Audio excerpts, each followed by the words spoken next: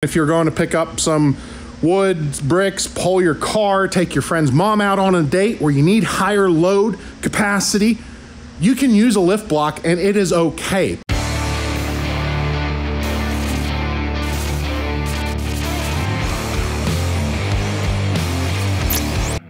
Hello and welcome to the shop. I'm Jared and this is the Questionable Garage and this is my 1979 Dodge Ramcharger. I had a viewer, Matthew, reach out to me. He said, help, I'm moving. I've got to give up on my project. Would you like it? I like Mopars and I like free things. So the challenge was set. I had to go 300 miles away to Brunswick, Georgia, and we were able to get this thing running and drove it 300 miles home. Then in the past couple episodes, we fixed a couple small things with it, but I did mention one glaring major problem. They put shackles in it, bolted the shackle, then welded the shackle and put the spring on it, which has just rolled the axle completely forward. The steel is not strong enough. There's nowhere near enough mount. So you actually end up with your front wiggling. Everything is wiggling around, which makes it incredibly darty. There's no safe anything about this. Now, the lift kit was already installed when Matt bought it. He put brand new stock springs and shocks in it because that's what he took off. But the previous owner paid a shop to do a particular lift kit. And you'll see in some of these clips coming up, because I was taking some things off for visual aid. I don't know that I've ever been this mad at a shop. I have no clue who they are. Quite frankly, the work they did could have killed someone. And if I had looked a little bit closer, I wouldn't have driven it 300 miles. I get learning, doing stuff in your garage, you're gonna make mistakes, you don't know better. But if you're a professional shop, you have no business taking someone's money and doing work like it was done on this. So in today's episode, we are getting all of the dangerous off. We are getting some really nice high quality parts put back on with a proper lift kit. Maybe some new wheels and tires. Who knows how far we're gonna get along. Mainly, we're gonna make this thing safe and look as good as the lime green color. You know, the height wise, you know, it's gotta look amazing. It's been a ton of fun to drive. And I want it to be safe to drive so I can enjoy it. Now, my plan initially was I just wanted to pull one spring off really quick, show you a comparison and go, but it turns out the front end was done so wrong I just kind of had to take the whole front end apart and not quite get the goal done. But sitting next to me are a pair of brand new D100 Ramcharger springs. You notice how very flat they are. Now, some of these older Rams and Ramchargers, they actually sometimes have a negative arc spring where it looks really weird, but the spring goes up, or basically very flat. So it's very easy to gain a lift in the rear. As you can tell with the new spring here, we're gonna get a lot better lift. Now, where did I get all of these parts? Well, this is the Rough Country 4-inch lift for the Ramchargers, Plymouth Trail Dusters, as well as some of the pickup trucks. Like Rough Country, they come with a very comprehensive amount of parts, and it's an incredibly affordable kit compared to a lot of the other ones out on the market. When it comes to rear suspension, you have a couple options as well, different arched springs and lift blocks. We're gonna talk about that when we're actually doing the rear end. We're not there quite yet, so we're just gonna talk about the front. The way this front kit is designed is basically unbolt, put this bad boy in, and then you're gonna put the longer shocks in the front. Now, another problem that this truck was going to have is it had stock length shock absorbers. When you lift a truck, you need longer shocks because you're increasing the potential of suspension travel. When you're doing a lift, you hear spring shackles. You do not weld thin spring shackles to the front as the way to get a lift. That's going to do a couple things, which we'll be able to talk about more on the front axle as well. It's introducing way too much negative caster, as well as just an insane amount of flimsiness and poor mounting. And if you don't bother actually properly welding it, you've created a serious hazard. So we got to cut a little bit to the past when I started removing this, show you the cutting off and terribleness of this, and then we are going to go ahead and get started on putting this spring in, talking you through that process, and then get that front end set down on the good lift springs and see where exactly it sits.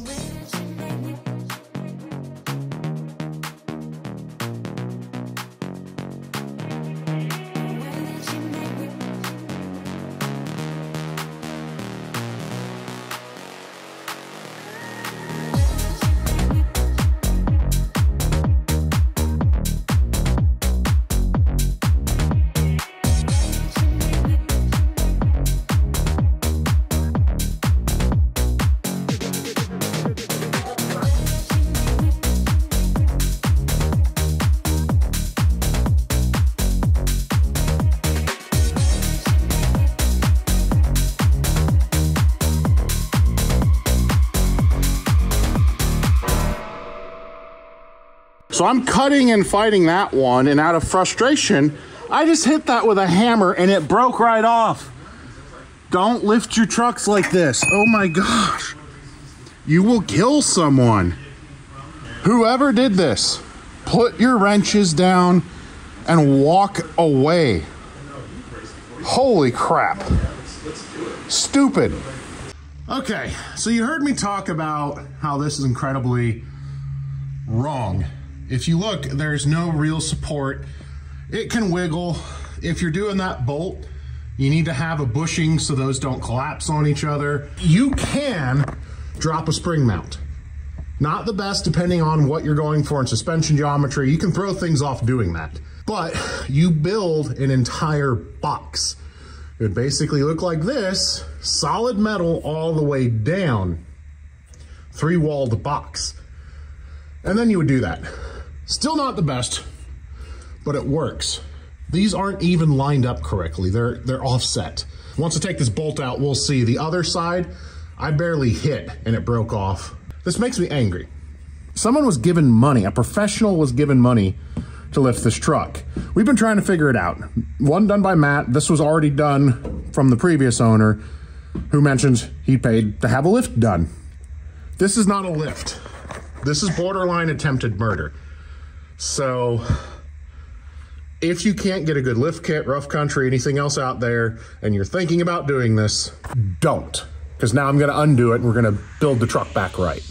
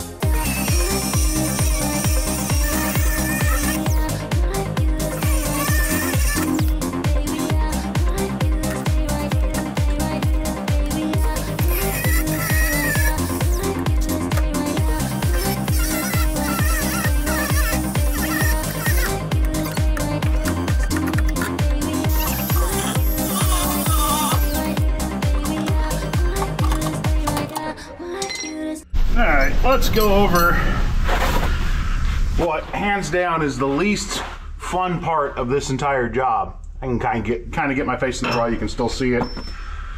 Pulling these studs out for the lift. So anyone up north, I'm sorry,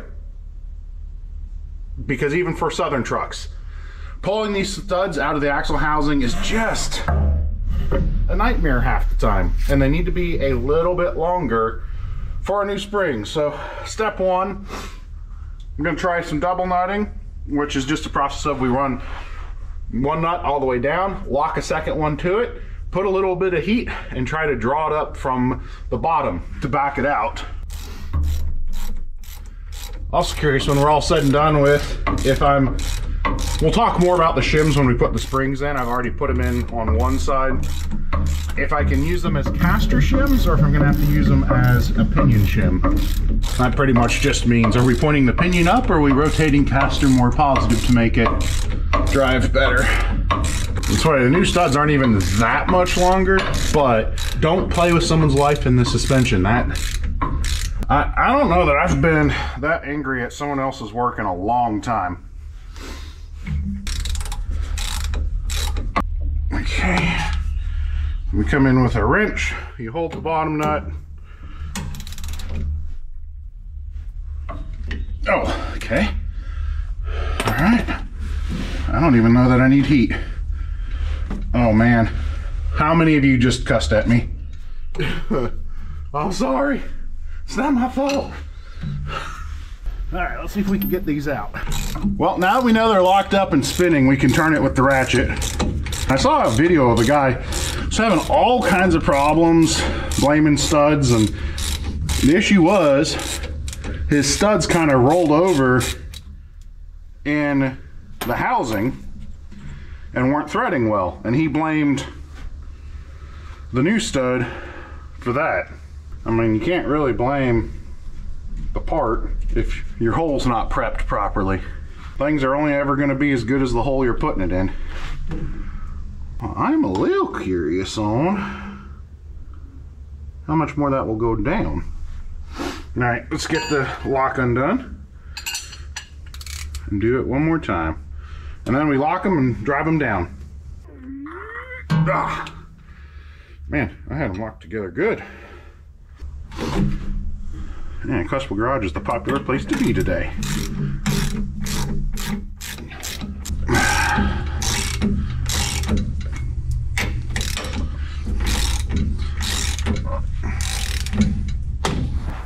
Now on this Ramcharger, most Rams, your spring eyelet in the front goes up and it goes down in the rear.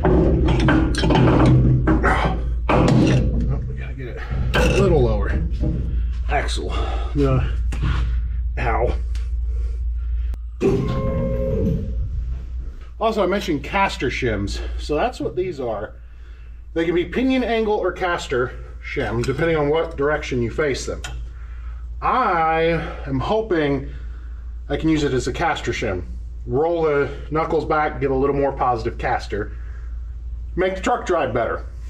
But you also have potential for driveline angle problems, so if we run into that, I'll have to adjust it and turn them into pinion angle shims, which will basically just rotate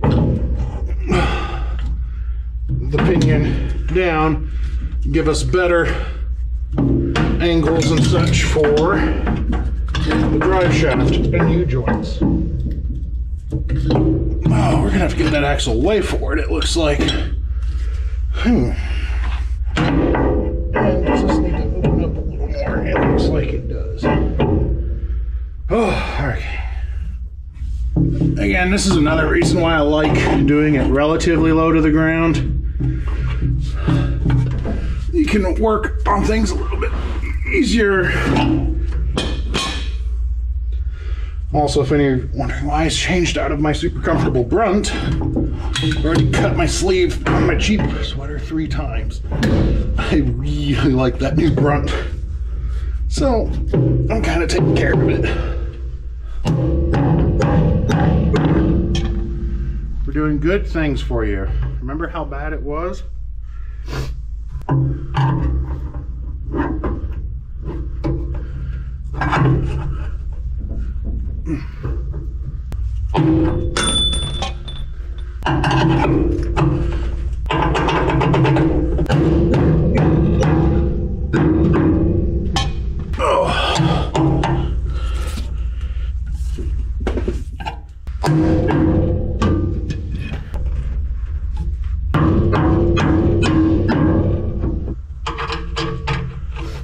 Come on, I really mess up the threads.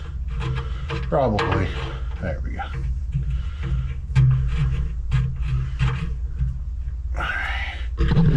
Move towards the rear a little bit. Oh. Also turns out they're gonna have to be pinion shims. But the drive shaft should not be too short for this setup at all. Not even close. So now we flip those aluminum blocks. I gotta loosen and do that side too. Rolls a little bit of caster out of the front. Not as bad as it was when this was dropped a couple inches.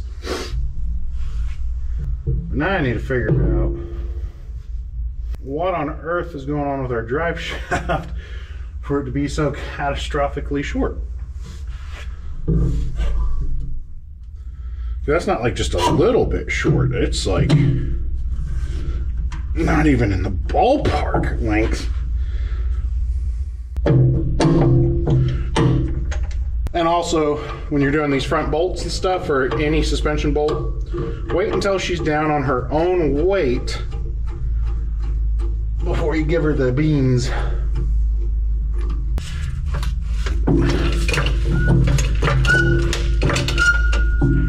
Yeah. What the heck is going on with my spring? Or my What fun would it be if she was easy, right, guys? Yeah. Why are we...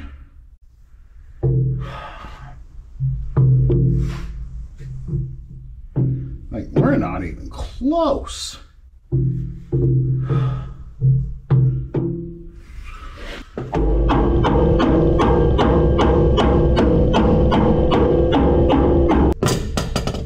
What do you guys think? What do we got going on?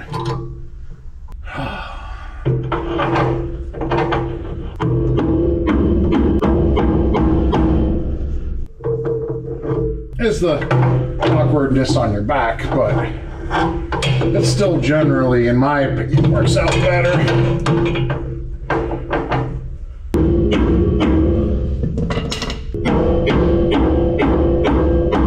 There we go. So how many of you are yelling at your screen right now, knowing exactly why I'm having the problem I'm having? I'm hopefully gonna have it figured out soon. It was interesting. Just, you know, how things don't always go as expected. So yeah, do the springs, snug up your shackle U-joints and everything. Change out the studs like we did earlier. And then set it on the ground. All right, let's talk rear lifts and the ways that you can get it done. Now, any of you who've played with off-road trucks, you've seen a lift block. This is a very, very economical way to get the rear of your truck, four-wheeler, off-road vehicle, lifted up. Quite literally, you just space the spring up, it pushes the axle down. Now that only works for an axle under spring. If you have a spring over axle, you use that block as a lowering block. Put the axle up, bring the truck down. But when the axle is under the spring, we can get away with it. Now, there are reasons that you might want to do a lift block, and it's not that you're just cheap and don't have the $300 or $400 for the right springs. If you plan to do a lot of towing, load work, use the truck still as a truck, not necessarily just an off-roader or a cruiser where you want a softer ride. The factory springs tend to have a higher spring rate to handle that load. So again, if you're going to pick up some wood, bricks, pull your car, take your friend's mom out on a date where you need higher load capacity, you can use a lift block and it is okay. But some of the biggest disadvantages is by adding this and lifting up, when you apply power to your spring, you're giving it more leverage to wrap, spring wrap, where it actually is going to twist and roll that spring, where you don't have it as much when your axle is directly connected to the springs with that lower leverage. Also, you see how long those U-bolts need to get. That's another point of flex and failure. So just because someone has lift blocks doesn't mean it's wrong. There are, again, applications that it's right. This is meant to just kind of go off-road and be a fun driver. I'm not planning to put any heavy loads in it, so we got the rough country spring lift. We're doing all of the bells and whistles we can with it. All right, I think some Chevys do this too. So that is our front spring hanger. And if you look, it's kind of fully trapped back there with the frame pocket. You do have tiny access, ouch. You do have tiny access holes to slide through the pocket and feed a bolt out and everything. And then there's one little slit there that you run a wrench up to hold the bolt head. Well, let me tell you what. You do this, well, it's kind of hard one-handed, but just bring the bolt from the outside. It makes the knot a little bit trickier, but you still can do it. It's a lot easier. Also, when you come back here, if you notice, that bolt hits the gas tank. So if you have a metal gas tank, you have to drop it. If you have a plastic one, you kind of push it in a little bit. Bolt from the outside. It's okay. If you're doing a concourse restoration, don't do that because it's wrong by the book. But mechanically, there's nothing wrong with it. It makes it so you can work on it and not curse your vehicle. It makes it a little bit better to go back a second time. So go ahead and run your bolts from the outside. It's okay.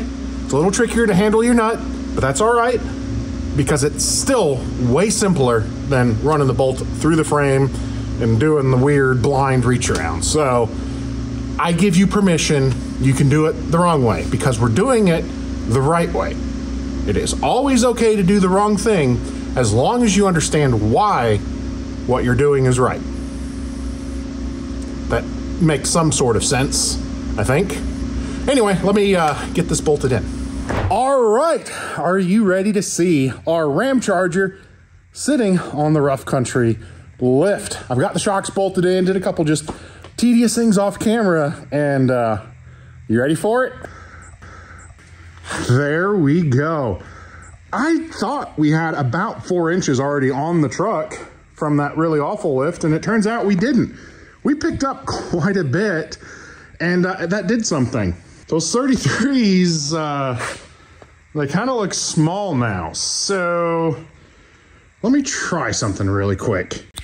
Yeah, that's the right call. We got ourselves a rough country wheel in black with a 35, 12.5, 17 Nitto Trail Grappler. I just fell in love with the truck all over again. That thing looks absolutely amazing. Super Swampers, you're good. Trail Grappler with the rough country, you're great. Unfortunately though, the finger snapping magic, it's good for one. I have 4 more to mount because we're also doing a spare.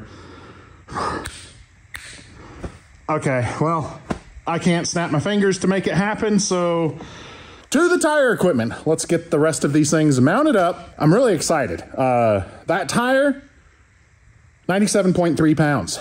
That rim, I think it's 25.3 pounds. So 125 pounds to sling around a little bit, times 4. And if we're being totally honest, it's times 5 because I don't have finger magic. I had to mount that myself. So let's get him on the truck.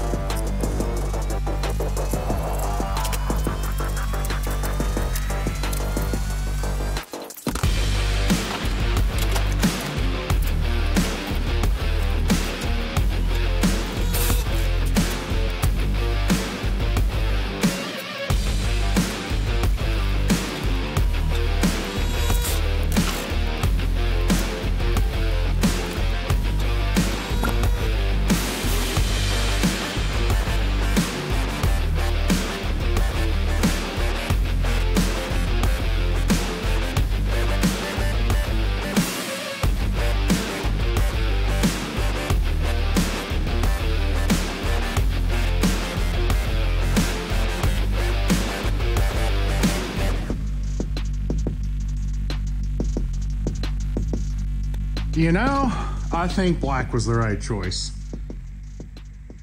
I'm getting pretty excited. Not that the truck wasn't fun, you know, but it was definitely very unsafe.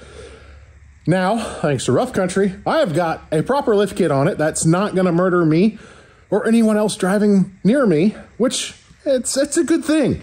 You don't want to drive a vehicle capable of murder at any given moment because of negligence. Cars are cars, accidents happen, but pure negligence, that shouldn't happen. Oh, I was also really worried how I was gonna do the spare mount. I'm just gonna get slightly better threaded rod and it actually drops barely into the factory spot. But also, in case you're wondering how tall it is, I am just a tick short of 6'7". Let me stand up straight. It's kind of hard. Let me tell you, it's been a while that I have slung heavy tires.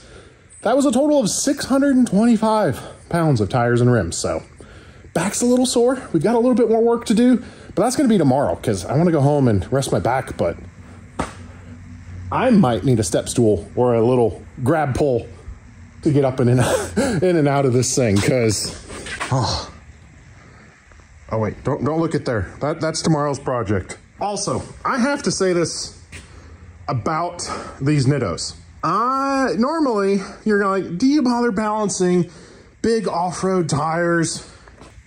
They're hard to balance. It's just kind of a lost cause. Take 6 ounces, 10 ounces per rim. I had one rim and tire take all of 1.25 ounces. 125 pound rotating assembly needing a total of 1.25 ounces to balance it. The worst was 3 total ounces. That's unbelievable. Like, on this setup, on this suspension, you really wouldn't even feel that. So, Nitto, good job.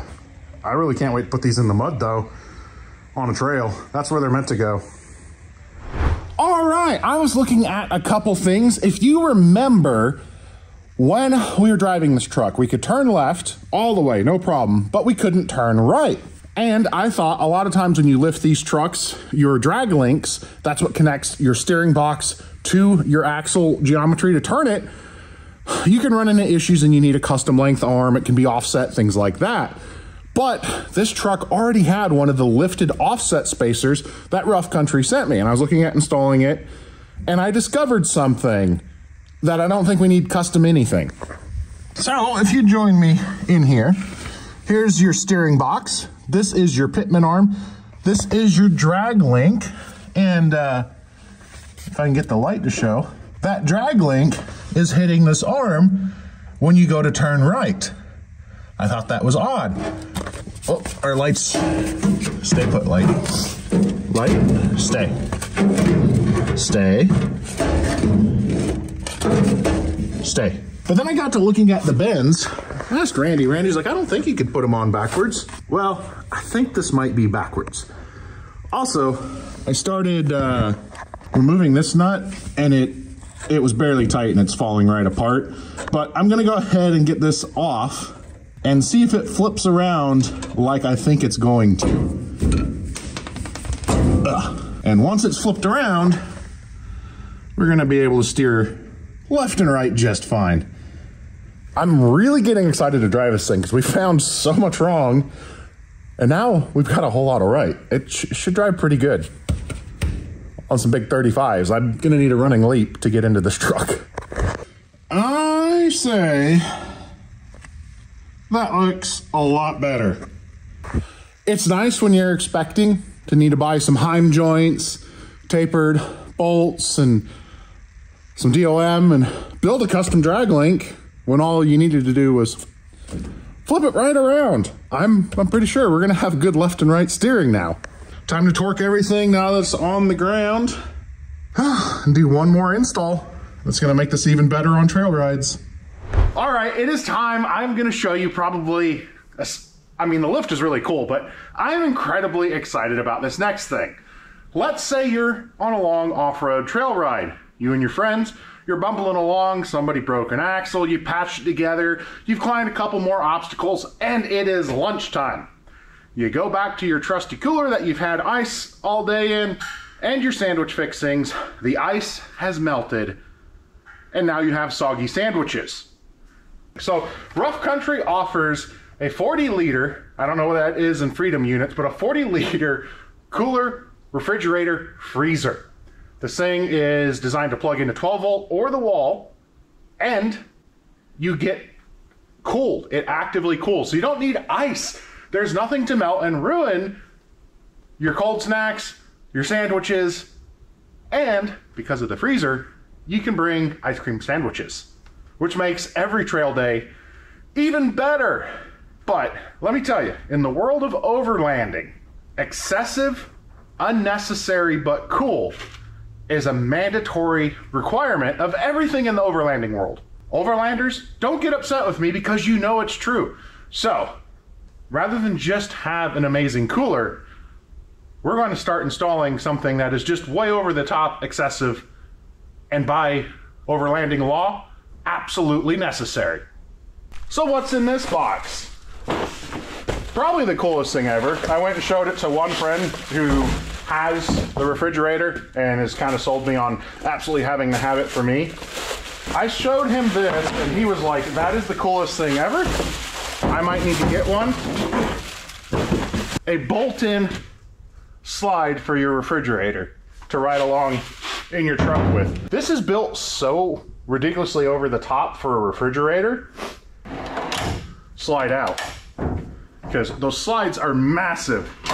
It locks when it's all the way out, push the button, slide it back in. It's kind of nice just having essentially what's meant to be just an off-road toy, so I can give up a little bit of room specifically for really cool, over-the-top and universally unnecessary things. But again, overlanding law, we must do this. So, of course, the spacing is just right on our ribs. They do include spacers, but that's to hold the whole thing up, as well as nut zerts and a lot of other cool things. So, what I think I'm gonna end up doing is we'll do two along the side here, and then they have a hole right about here, and the same at the back of it, so we can get it nice and secure. So I got it positioned pretty much where I want it. Okay, so I'm just gonna kind of mark roughly the corners back here. We will open the track, slide her on out.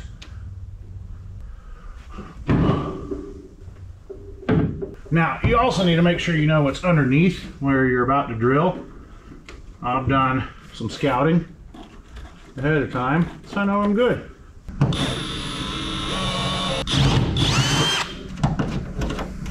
Nut zerts are fun. They don't work all the time, and depending on application, you need a dimple so you can get a nice flush mount and stuff, but for just getting a threaded hole somewhere quick, they're hard to beat.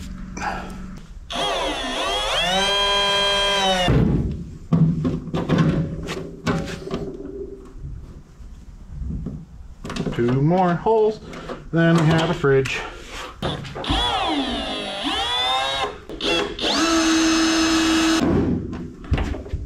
Now, one thing to remember, refrigerators don't like to be upside down. The compressors will have problems. So if you end up rolling over, you know, make sure you unplug your refrigerator. Tell you what, they give you some long bolts. Maybe we can go underneath and... Nope, they're too long. Okay. Let me find some bolts a little bit shorter, or cut these down. We'll finish our refrigerator install.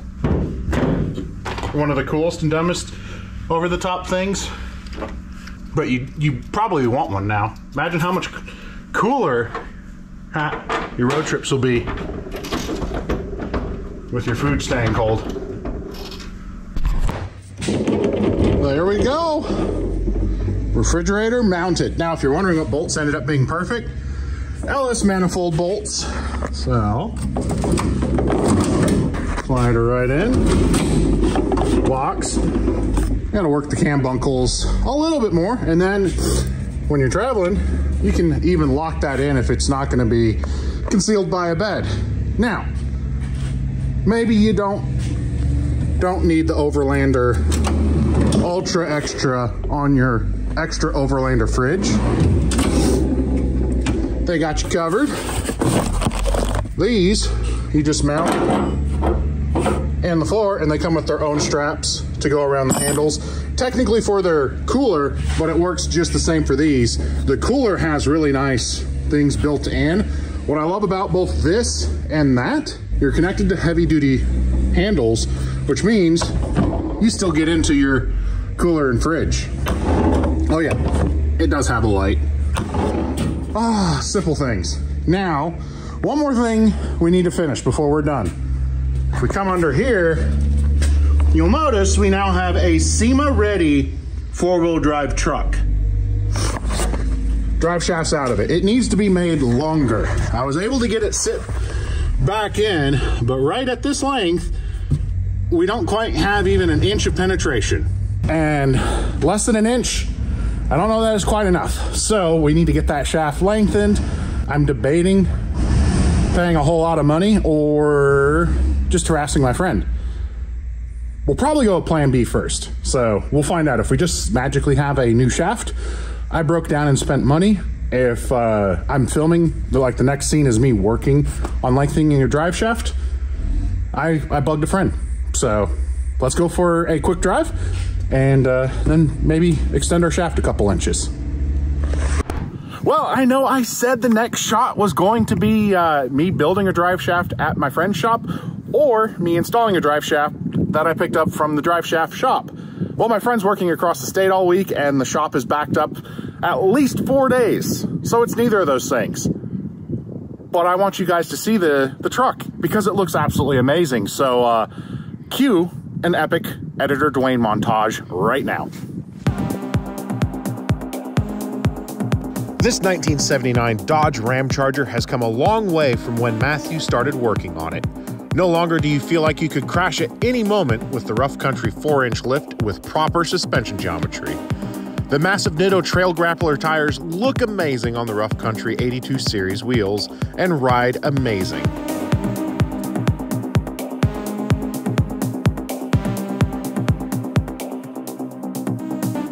The Ramcharger has quickly become one of my favorite vehicles in the fleet, made even better with the refrigerator mounted in back.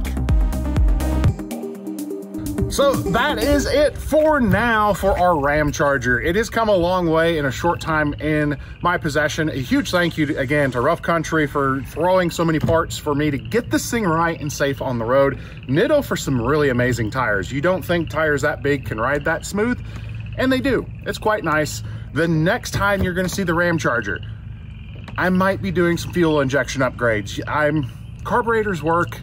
I'm a computer guy, I don't know, or we may just drive it. As soon as I get that drive shaft back, I need to put the suspension lift to work and go off-roading. So that's what we're gonna do. We're gonna get a bunch of really cool old iron and friends together and go off-roading, and you'll get to come along with us.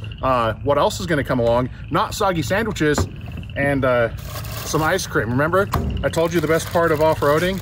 Dwayne, would you like a strawberry shortcake? Oh, thank you. So, that's gonna do it for today. We're gonna wrap up and enjoy some ice cream. I'm Jared, reminding you guys to always make questionable choices and get yourself a freezer so you don't have a soggy sandwich or melted ice cream. We'll see you next time.